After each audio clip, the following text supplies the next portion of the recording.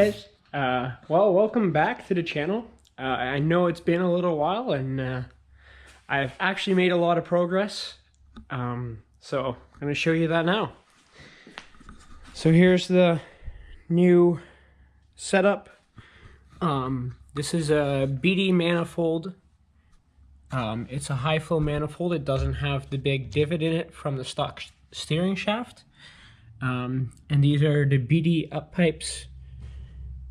As you can see, so far they fit pretty well. This is a 72 millimeter turbo. This one is the VGT turbo that came off the LMM truck. Just a stock manifold. And then here's my new exhaust with this nice teardrop tip on it that I made all myself.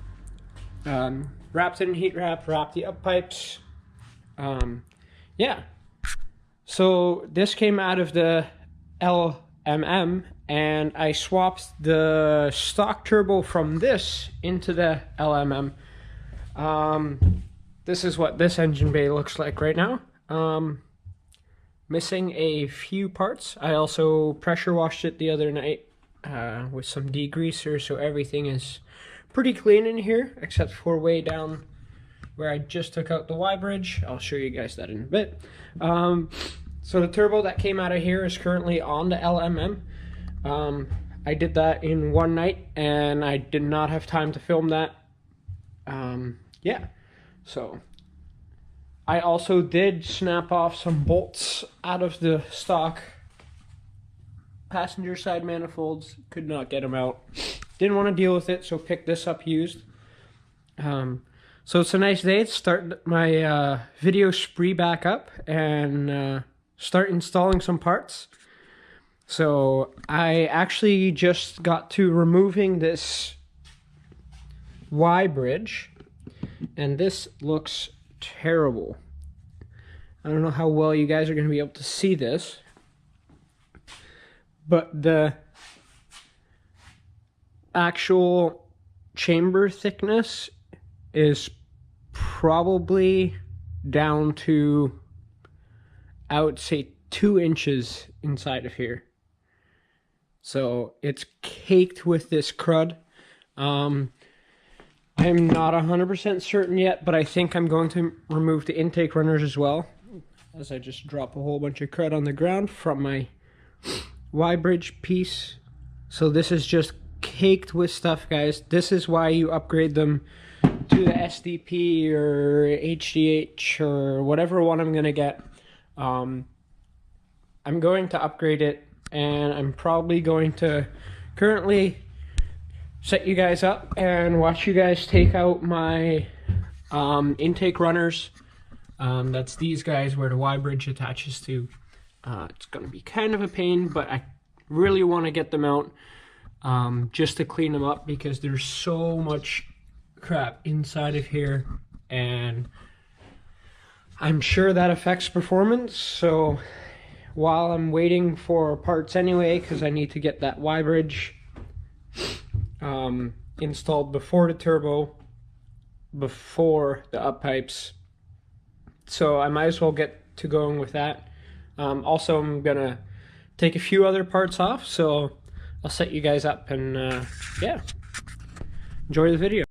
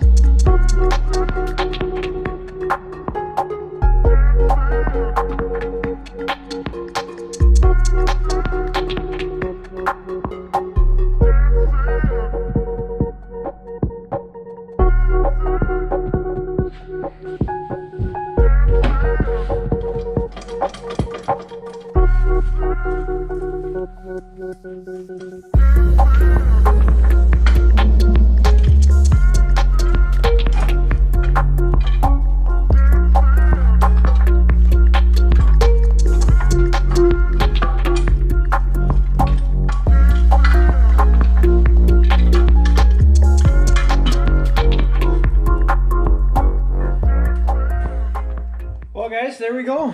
There's an intake runner. I think I'm pretty happy that I took it out. It's really dirty inside, so I'm gonna clean it up on the inside, paint it up, and then clean up in there too. It's a big mess. So I won't show you guys the second one, but I'll have it out in no time. Okay guys, I've decided not to take off the other intake runner just because this bolt right here was really hard to get out.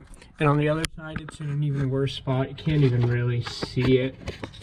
I can't get to it. And I don't think I'd be able to get it out without taking the CP3 out, which not really my plan right now. This is how dirty this is, which is pretty dirty. It has some caked on stuff. I'm gonna go ahead and take that off the best I can. And then I'm just going to clean this one out the best I can.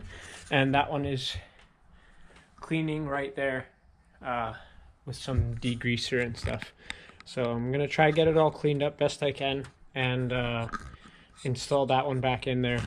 I kind of wanted to do it only because I wanted to paint them so it would look nice and black. But if that's the only reason I'm doing it, then not really worth it for a performance factor, just for looks, and that's not really worth it. So you don't see much of them when they're done anyway, so it's a good habit to clean parts if you can take them off quickly, but that's not the case this time.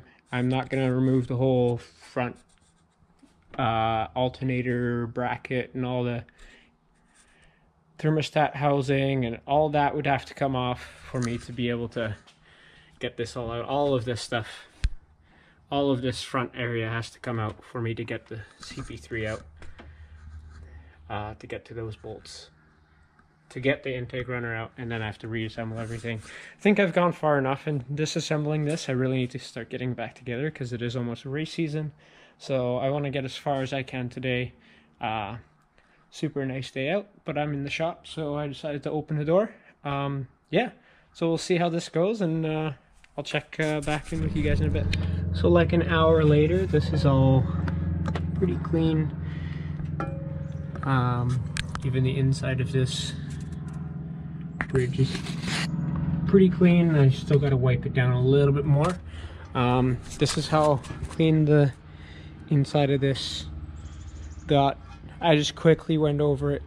Wasn't going to spend a ton of time on it because I wasn't going to be able to take the other one out and do it. So that's as good as it's going to get.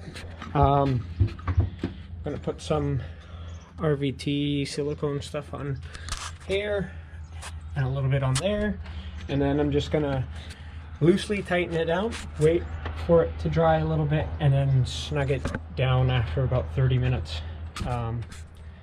Yeah. So that's how many paper towels it takes to clean one of the bridges. Getting real messy right away again, right after I clean the shop. So yeah, time to get this installed and then tape it up, and then on to the next thing, which I think will be removing those fuel lines over there. These ones, as I have another fuel line already running up straight from the FAS to the splitter here, and to the test port, and then that's my return line there. Yes, that's 3 hose clamps on 1 hose. Nice, just hacked it right up. But yeah, that's the way it's gonna run. So yeah, let's get this part installed. Okay guys, got it all back in. I actually took these bolts out. You can see they're nice and shiny because I ground the heads off, just for that extra little bit of less airflow restriction. They're just snug right now, and I'll crank them tight later just to really squish the silicone so it seals up, so I don't have any boost leaks. So guys, that wraps up that install. I taped off the intake portions there just so nothing happens to go down there. Should really do that to that fuel or that oil feed. Yeah, so it's all installed, all torqued down. Hopefully there's no boost leaks. So that's that. That was a little update on the truck. Hope you guys enjoyed it. Yeah, so the exhaust, if you guys didn't realize, comes out over here. Some pictures of it on my Instagram when it's installed. That's at classydmax for the Instagram.